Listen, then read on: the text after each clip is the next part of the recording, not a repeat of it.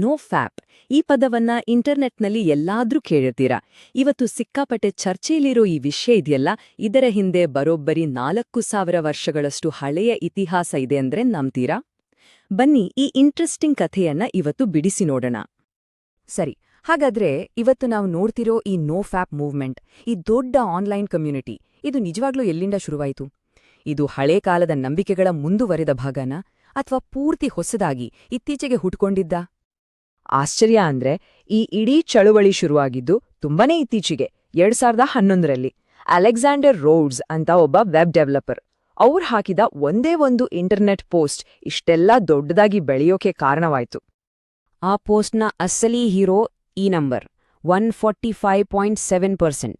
2003ರಲ್ಲಿ ನಡೆದ ಒಂದು ಸ್ಟಡಿ ಪ್ರಕಾರ 7 ದಿನಗಳ ಕಾಲ ಹಸ್ತಮೈಥುನ ಮಾಡದೇ ಇದ್ರೆ ಪುರುಷರ ಟೆಸ್ಟೋಸ್ಟೆರಾನ್ ಲೆವೆಲ್ ಬರೋಬ್ಬರಿ 145.7% ಜಾಸ್ತಿಯಾಗುತ್ತೆ ಅಂತ ಹೇಳಲಾಗಿತ್ತು. ಅಷ್ಟೇ, ಇದೇ ಒಂದು ಕ್ಲೇಮ್ ಇಡೀ ಚಳುವಳಿಗೆ ಕಿಡಿ ಹೊತ್ತಿಸಿತು. ಆದ್ರೆ ಕಥೆಯಲ್ಲಿ ಒಂದು ದೊಡ್ಡ ಟ್ವಿಸ್ಟ್ ಇದೆ. ಯಾವ ಸ್ಟಡಿಯನ್ನ ನೋಡ್ಕೊಂಡು ಈ ಚಳುವಳಿ ಶುರುವಾಯಿತು? ಆ 2003ರ ಸ್ಟಡಿಯನ್ನ ನಂತರದ ದಿನಗಳಲ್ಲಿ ಸೈಂಟಿಫಿಕ್ ಆಗಿ ತಪ್ಪು ಅಂತ ತಳ್ಳಿ ಹಾಕಲಾಯಿತು. ಹಾಗಾದ್ರೆ ವೈಜ್ಞಾನಿಕ ಆಧಾರನೇ ಇಲ್ಲ ಅಂದ್ಮೇಲೆ ಈ ನಂಬಿಕೆ ಇವತ್ತಿಗೂ ಯಾಕಿಷ್ಟು ಗಟ್ಟಿಯಾಗಿದೆ? ಬನ್ನಿ ಇದರ ಹಿಂದಿನ ಕಾರಣಗಳನ್ನ ಹುಡುಕ್ತಾ ಹೋಗೋಣ. ಮೊದಲನೇ ಭಾಗದಲ್ಲಿ ನಾವು ಈ ತಳ್ಳಿ ಹಾಕಿದ ಅಧ್ಯಯನದ ಬಗ್ಗೆನೇ ಮಾತಾಡೋಣ. ಈ ಚಳುವಳಿಯ ಆಧುನಿಕ, ಸ್ವಲ್ಪ ವಿವಾದಾತ್ಮಕ, ಹುಸಿ ವೈಜ್ಞಾನಿಕ ಬೇರುಗಳು ಎಲ್ಲಿವೆ ಅಂತ ನೋಡೋಣ. ಈ ಕಮ್ಯುನಿಟಿ ಎಷ್ಟು ದೊಡ್ಡದಾಗಿದೆ ಅಂದ್ರೆ ರೆಡ್ಡಿಟಲ್ಲಿ r/nofap ಅಂತ ಒಂದು ಪೇಜ್ ಇದೆ. ಅದ್ರಲ್ಲೇ 11 ಲಕ್ಷಕ್ಕೂ ಹೆಚ್ಚು ಜನ ಇದ್ದಾರೆ. ಅಷ್ಟೇ ಅಲ್ಲ, ನೋ ನಟ್ ನವೆಂಬರ್ ಅಂತ ಚಾಲೆಂಜ್ಗಳೆಲ್ಲ ಸಿಕ್ಕಾಪಟ್ಟೆ ವೈರಲ್ ಆಗಿವೆ. ಇದ್ರ ಫಾಲೋವರ್ಸ್ ಪ್ರಕಾರ ಇದು ಸುಮ್ನೆ ಒಂದು ಅಭ್ಯಾಸ ಬಿಡೋದಲ್ಲ, ಇದರಿಂದ ಡಿಪ್ರೆಷನ್ ಕಮ್ಮಿಯಾಗುತ್ತೆ, ಕೆರಿಯರ್ನಲ್ಲಿ ಸಕ್ಸಸ್ ಸಿಗುತ್ತೆ ಅಂತ ಬಲವಾಗಿ ನಂಬಿದ್ದಾರೆ. ಸರಿ, ಈಗ ನಾವು ಟೈಮ್ ಟ್ರಾವೆಲ್ ಮಾಡಿ ಸಾವಿರಾರು ವರ್ಷಗಳ ಹಿಂದಕ್ಕೆ ಹೋಗೋಣ. ನಮ್ಮ 2ನೇ ಭಾಗದಲ್ಲಿ ಈ ಸತ್ವ ಅಥವಾ ವೀರ್ಯದ ಬಗ್ಗೆ ನಮ್ಮ ಹಿರಿಯರು, ಪ್ರಾಚೀನ ನಾಗರಿಕತೆಗಳು ಏನೆಲ್ಲ ಅಂದ್ಕೊಂಡಿದ್ರು ಅಂತ ತಿಳ್ಕೊಳ್ಳೋಣ. ಪ್ರಾಚೀನ ಕಾಲದಲ್ಲಿ ವೀರ್ಯದ ಬಗ್ಗೆ ಒಂದೇ ತರಹದ ಅಭಿಪ್ರಾಯ ಇರಲಿಲ್ಲ, ಬದಲಿಗೆ ಬೇರೆ ಬೇರೆ ದೃಷ್ಟಿಕೋನಗಳಿದ್ವು.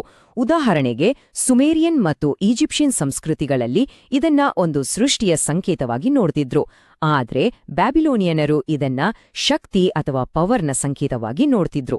ಅವರ ಪ್ರಕಾರ ಪುರುಷ ತನ್ನ ವೀರ್ಯವನ್ನ ಮಹಿಳೆಗೆ ಕೊಟ್ರೆ ಆತ ತನ್ನ ಶಕ್ತಿಯನ್ನ ಕಳೆದುಕೊಳ್ತಾನೆ ಅಂತ ನಂಬಿಕೆಯಿತ್ತು. ಹಾಗಾಗಿ ಹಸ್ತಮೈಥುನ ಮಾಡೋದು ಒಂದು ರೀತಿ ತಮ್ಮ ಶಕ್ತಿಯನ್ನ ತಮ್ಮಲ್ಲೇ ಉಳಿಸ್ಕೊಳ್ಳೋ ದಾರಿಯಾಗಿತ್ತು. ಇದೇ ತರಹದ ಒಂದು ಕಾನ್ಸೆಪ್ಟ್ ನಮ್ಮ ಭಾರತದ ಆಯುರ್ವೇದದಲ್ಲೂ ಇದೆ. ಅದನ್ನ ಶುಕ್ರಧಾತು ಅಂತ ಕರೀತಾರೆ. ಇದು ದೇಹದ 7 ಧಾತುಗಳಲ್ಲಿ ಕೊನೆಯದು ಮತ್ತು ಅತ್ಯಂತ ಪ್ರಮುಖವಾದದ್ದು. ಅಂದರೆ ಇದು ಬರೀ ವೀರ್ಯ ಅಲ್ಲ, ದೇಹದಾದ್ಯಂತ ಹರಡಿರುವ ಒಂದು ಜೀವನಸತ್ವ ಅಥವಾ ಎಸೆನ್ಸ್. ಇದನ್ನ ಎಷ್ಟು ಚೆನ್ನಾಗಿ ವಿವರಿಸಿದ್ದಾರೆ ನೋಡಿ. ಆಯುರ್ವೇದದ ಈ ಉಲ್ಲೇಖದ ಪ್ರಕಾರ ಕಬ್ಬಿನಲ್ಲಿ ರಸ, ಮೊಸರಿನಲ್ಲಿ ತುಪ್ಪ ಮತ್ತು ಎಳ್ಳಿನಲ್ಲಿ ಎಣ್ಣೆ ಹೇಗೆ ವ್ಯಾಪಿಸಿರುತ್ತದೋ ಹಾಗೆಯೇ ಶುಕ್ರವು ಇಡೀ ದೇಹದಲ್ಲಿ ವ್ಯಾಪಿಸಿದೆ. ಅಂದ್ರೆ ಇದು ಕೇವಲ ಒಂದು ದ್ರವ ಅಲ್ಲ, ಅದೊಂದು ಜೀವಸತ್ವ. ಬೈಬಲ್ನಲ್ಲೂ ಇದಕ್ಕೆ ಸಂಬಂಧಪಟ್ಟ ಒಂದು ಕಥೆ ಇದೆ, ಓನಾನ್ನ ಕಥೆ. ಶತಮಾನಗಳಿಂದ ಈ ಕಥೆಯನ್ನ ಹಸ್ತಮೈಥುನ ತಪ್ಪು ಅಂತ ಹೇಳೋಕೆ ಬಳಸಲಾಗಿದೆ. ಆದ್ರೆ ಇತಿಹಾಸಕಾರರು ಹೇಳೋ ಪ್ರಕಾರ ಆ ಕಥೆ ಹಸ್ತಮೈಥುನದ ಬಗ್ಗೆ ಅಲ್ಲವೇ ಅಲ್ಲ, ಬದ್ಲಿಗೆ ತನ್ನ ಕುಟುಂಬದ ವಂಶವನ್ನ ಮುಂದುವರೆಸೋ ಜವಾಬ್ದಾರಿಯಿಂದ ನುಣುಚಿಕೊಂಡಿದ್ದಕ್ಕೆ ಅವನಿಗೆ ಶಿಕ್ಷೆ ಆಯ್ತು ಅನ್ನೋದು ಅದರ ನಿಜವಾದ ಅರ್ಥ. ಸರಿ, ಈಗ ನಾವು 18 ಮತ್ತು 19ನೇ ಶತಮಾನಕ್ಕೆ ಬರೋಣ. ಇದು ಈ ವಿಷಯದಲ್ಲಿ ಒಂದು ಕರಾಳ ಅಧ್ಯಾಯ. ಈ ಕಾಲದಲ್ಲಿ ಹಸ್ತಮೈಥುನವನ್ನ ಒಂದು ಪಾಪ ಅಂತ ಮಾತ್ರ ಅಲ್ಲ, ಅದೊಂದು ಭಯಾನಕ ಕಾಯಿಲೆ ಅಂತಾನೆ ಬಿಂಬಿಸಲಾಯಿತು. ಇದನ್ನೇ ಹಸ್ತಮೈಥುನದ ಮಹಾಭೀತಿ ಅಂತ ಕರೆಯೋದು.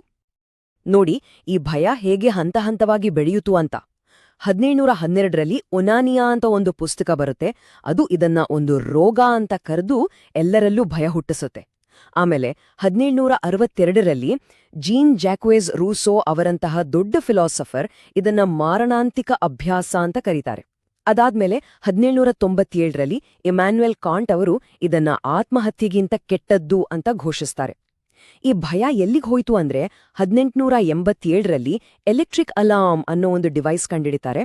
ಇದು ರಾತ್ರಿ ಮಲ್ಗಿದ್ದಾಗ ಹುಡುಗರಿಗೆ ಶಿಶ್ನೋದ್ದೀಪನವಾದರೆ ಅವರ ಪೋಷಕರಿಗೆ ಅಲಾರಂ ಹೊಡೆಯುತ್ತಿತ್ತು. ಈ ವೈಯಕ್ತಿಕ ಭಯ ನಿಧಾನವಾಗಿ ಸಮಾಜದ ದೊಡ್ಡ ದೊಡ್ಡ ಸಿದ್ಧಾಂತಗಳ ಜೊತೆ ಸೇರ್ಕೊಳ್ಳುತ್ತೆ. ಹಸ್ತಮೈಥುನದಿಂದ ಸಾಮ್ರಾಜ್ಯಗಳೇ ನಾಶವಾಗ್ತವೆ ಅಂತ ಹೇಳೋಕೆ ಶುರು ಮಾಡ್ತಾರೆ. ಇದನ್ನ ರಾಷ್ಟ್ರದ ಆನುವಂಶಿಕ ಶುದ್ಧತೆಗೆ ಒಂದು ದೊಡ್ಡ ಅಪಾಯ ಅಂತ ಬಿಂಬಿಸಲಾಗತ್ತೆ. ಮಿಲಿಟರಿ ಶಕ್ತಿಗೆ ಬೇಕಾದ ಪುರುಷ ಶಕ್ತಿಯನ್ನ ಇದು ಹಾಳು ಮಾಡುತ್ತೆ ಅನ್ನೋ ವಾದ ಶುರುವಾಗುತ್ತೆ. ಅಷ್ಟೇ ಅಲ್ಲ, ರಿಚರ್ಡ್ ವ್ಯಾಗ್ನರ್ ಅವರಂಥವರು ಯಹೂದಿ ಕಲೆಯನ್ನ ಹಸ್ತಮೈಥುನ ಅಂತ ಜರಿದು ಇದನ್ನ ಜನಾಂಗೀಯ ದ್ವೇಷಕ್ಕೂ ಬಳಸ್ಕೊಳ್ತಾರೆ. ಆದ್ರೆ 20ನೇ ಶತಮಾನದಲ್ಲಿ ಕಥೆ ಒಂದು ದೊಡ್ಡ ತಿರುವು ಪಡ್ಕೊಳ್ಳುತ್ತೆ. ವೀರ್ಯಧಾರಣೆಯನ್ನ ಒಂದು ನೈತಿಕ ದೌರ್ಬಲ್ಯ ಅನ್ನೋದಕ್ಕಿಂತ ಅದನ್ನ ತಮ್ಮನ್ನ ತಾವೇ ಸುಧಾರಿಸ್ಕೊಳ್ಳೋಕೆ ಬಳಸಬಹುದಾದ ಒಂದು ಪವರ್ಫುಲ್ ಟೂಲ್ ಆಗಿ ನೋಡಕ್ ಶುರು ಮಾಡ್ತಾರೆ. ಇದಕ್ಕೆ ಸಿಗ್ಮಂಡ್ ಫ್ರಾಯ್ಡ್ ಅವರ ಹೈಡ್ರಾಲಿಕ್ ಮಾಡೆಲ್ ಒಂದು ದೊಡ್ಡ ಕಾರಣ. ಅವರ ಪ್ರಕಾರ ನಮ್ಮ ಮನಸ್ಸಲ್ಲಿ ಲೈಂಗಿಕ ಶಕ್ತಿ ಒಂದು ಸೀಮಿತ ಪ್ರಮಾಣದಲ್ಲಿ ಇರುತ್ತೆ. ಅದು ಒಂದು ಪ್ರೆಷರ್ ತರ ಬಿಲ್ಡ್ ಆಗಿ ಹೊರಗೆ ಬರಲು ದಾರಿ ಹುಡುಕುತ್ತೆ. ಅದನ್ನ ಹಸ್ತಮೈಥುನದಂತಹ ಪ್ರಾಚೀನ ಕೆಲಸಗಳಿಗೆ ಬಳಸಿದ್ರೆ ಆ ಎನರ್ಜಿ ವೇಸ್ಟ್ ಆಗುತ್ತೆ. ಅದೇ ಅದನ್ನ ಹಿಡಿದಿಟ್ಕೊಂಡ್ರೆ ಆ ಶಕ್ತಿಯನ್ನ ಸೃಜನಶೀಲತೆ, ಕೆಲಸ, ಈ ತರಹದ ಉನ್ನತ ಗುರಿಗಳ ಕಡೆಗೆ ತಿರುಗಿಸಬಹುದು. ಇವತ್ತಿನ ನೋಫ್ಯಾಪ್ ವಾದಗಳ ಮೂಲನೇ ಇದು. ಈ ಹೈಡ್ರಾಲಿಕ್ ಮಾಡೆಲ್ ಅನ್ನೋ ಐಡಿಯಾ ಎಷ್ಟು ಪ್ರಭಾವಶಾಲಿಯಾಗಿತ್ತು ಅಂದ್ರೆ 1920ರ ದಶಕದಲ್ಲಿ ಸ್ಟೈನಾಕ್ ಆಪರೇಷನ್ ಅಂತ ಒಂದು ಸರ್ಜರಿನೇ ಫೇಮಸ್ ಆಗಿತ್ತು. ಇದು ಒಂದು ತರದ ಭಾಗಶಃ ವೇಸೆಕ್ಟಮಿ. ವೀರ್ಯಧಾರಣೆಯ ಮೂಲಕ ಅಂದ್ರೆ ವೀರ್ಯವನ್ನ ದೇಹದಲ್ಲೇ ಉಳಿಸ್ಕೊಳ್ಳೋ ಮೂಲಕ ವಯಸ್ಸಾದವರಿಗೂ ಮತ್ತೆ ಯೌವನ ಬರುತ್ತೆ ಅಂತ ಪ್ರಚಾರ ಮಾಡ್ಲಾಗ್ತಿತ್ತು. ನಂಬೋಕೆ ಕಷ್ಟ ಆಗ್ಬೋದು. ಆದ್ರೆ ಪ್ರಸಿದ್ಧ ಕವಿ WB ಯೀಟ್ಸ್ ಕೂಡ ಈ ಆಪರೇಷನ್ ಮಾಡಿಸ್ಕೊಂಡಿದ್ರು. ಆಮೇಲೆ ಅವ್ರು ಹೇಳಿದ್ದು, ಇದು ನನ್ನ ಸೃಜನಶೀಲ ಶಕ್ತಿಯನ್ನ ಪುನಶ್ಚೇತನಗೊಳಿಸಿತು ಅಂತ. ಅಂದ್ರೆ ಆ ಕಾಲದ ದೊಡ್ಡ ದೊಡ್ಡ ವ್ಯಕ್ತಿಗಳು ಈ ಐಡಿಯಾವನ್ನ ನಂಬಿದ್ರು. ಸರಿ, ಇತಿಹಾಸವನ್ನೆಲ್ಲ ನೋಡಿದ್ವಿ. ಈಗ 5ನೇ ಭಾಗಕ್ಕೆ ಬರೋಣ. ಇವತ್ತಿನ ನೋಫ್ಯಾಪ್ ಚಳವಳಿ ಮತ್ತು ಮ್ಯಾನೋಸ್ಪಿಯರ್ ಅಂದ್ರೆ ಪುರುಷ ಕೇಂದ್ರಿತ ಆನ್ಲೈನ್ ಜಗತ್ತು, ಇವೆರಡಕ್ಕೂ ಏನು ಸಂಬಂಧ ಅಂತ ನೋಡೋಣ. ಇಲ್ಲಿರೋ ಈ ಮಾತು ತುಂಬಾನೇ ಇಂಪಾರ್ಟೆಂಟ್. ಇಂಟರ್ನೆಟ್ ಒಬ್ಬ ಎಂಜಿನಿಯರ್ ಅಲ್ಲ, ಬದಲಿಗೆ ಟಿಂಕರರ್. ಅಂದ್ರೆ ಇಂಟರ್ನೆಟ್ ಹೊಸದಾಗಿ ಏನನ್ನೂ ಸೃಷ್ಟಿಸಲ್ಲ, ಬದಲಿಗೆ ನಾವು ಇಷ್ಟೊತ್ತು ಚರ್ಚೆ ಮಾಡಿದ್ವಲ್ಲ, ಆ ಎಲ್ಲಾ ಹಳೆ ಐಡಿಯಾಗಳು, ಭಯಗಳು, ನಂಬಿಕೆಗಳು ಅವೆಲ್ಲವನ್ನೂ ತೆಗೆದುಕೊಂಡು ಇವತ್ತಿನ ಕಾಲಕ್ಕೆ ತಕ್ಕ ಹಾಗೆ ರೀಮಿಕ್ಸ್ ಮಾಡಿ ನಮ್ಮ ಮುಂದೆ ಇಡುತ್ತೆ. ಹಾಗಾಗಿ ಇವತ್ತಿನ ನೋಫ್ಯಾಪ್ ಚಳವಳಿಗೆ 2 ಮುಖಗಳಿವೆ. ಇದನ್ನ ನಾವು ನಿಷ್ಪಕ್ಷಪಾತವಾಗಿ ಅರ್ಥ ಮಾಡ್ಕೋಬೇಕು. ಒಂದ್ ಕಡೆ ಇದು ಅಶ್ಲೀಲ ಚಿತ್ರಗಳ ಚಟದಿಂದ ಮತ್ತು ಒಂಟಿತನದಿಂದ ಹೊರಬರಬೇಕು ಅನ್ನೋರ್ಗೆ ಒಂದು ಒಳ್ಳೆ ಸಪೋರ್ಟ್ ಗ್ರೂಪ್ ಆಗಿದೆ. ಇನ್ನೊಂದ್ ಕಡೆ ಇದೇ ಪ್ಲಾಟ್ಫಾರ್ಮ್ ಕೆಲವೊಮ್ಮೆ ಮ್ಯಾನೋಸ್ಫಿಯರ್ ಅಂದ್ರೆ ಸ್ತ್ರೀ ವಿರೋಧಿ ಆಲೋಚನೆಗಳಿರುವ ಗುಂಪುಗಳಿಗೆ ಒಂದು ಪ್ರವೇಶದ್ವಾರದಂತೆ ಕೆಲಸ ಮಾಡುತ್ತೆ. ಒಂದ್ ಕಡೆ ಆತ್ಮವಿಶ್ವಾಸ, ವೃತ್ತಿ ಯಶಸ್ಸಿಗೆ ಟೂಲ್ ಅಂತಾರೆ. ಇನ್ನೊಂದ್ ಕಡೆ ಪ್ರೌಡ್ ಬಾಯ್ಸ್ನಂತಹ ಬಲಪಂಥೀಯ ಗುಂಪುಗಳು ಇದನ್ನ ಸದಸ್ಯತ್ವಕ್ಕೆ ಒಂದು ನಿಯಮವಾಗಿ ಇಟ್ಟಿರ್ತವೆ. ಹೀಗೆ ಜೀವನದ ಮೇಲೆ ಕಂಟ್ರೋಲ್ ತಗೊಳ್ಳೋದು ಅನ್ನೋ ಪಾಸಿಟಿವ್ ಐಡಿಯಾ ಕೆಲವೊಮ್ಮೆ ಸ್ತ್ರೀ ದ್ವೇಷ ಮತ್ತು ಪಿತೂರಿ ಸಿದ್ಧಾಂತಗಳ ಜೊತೆ ಬೆರೆತು ಹೋಗುವ ಅಪಾಯವೂ ಇದೆ. ಇವತ್ತು ಈ 2 ಮುಖಗಳಿಗೂ ಪ್ರಚಾರಕರು ಸಿಗ್ತಾರೆ. ಒಂದ್ಕಡೆ ಸ್ಟ್ಯಾನ್ಫರ್ಡ್ನ ನರವಿಜ್ಞಾನಿ ಆಂಡ್ರೂ ಹ್ಯೂಬರ್ಮನ್ ಅವರಂತಹ ವೆಲ್ನೆಸ್ ಗುರುಗಳು ಹಸ್ತಮೈಥುನದಿಂದ ಸಿಗುವ ಸುಲಭ ಡೋಪಮೈನ್ ಹೈ ಬಗ್ಗೆ ಎಚ್ಚರಿಸ್ತಾರೆ.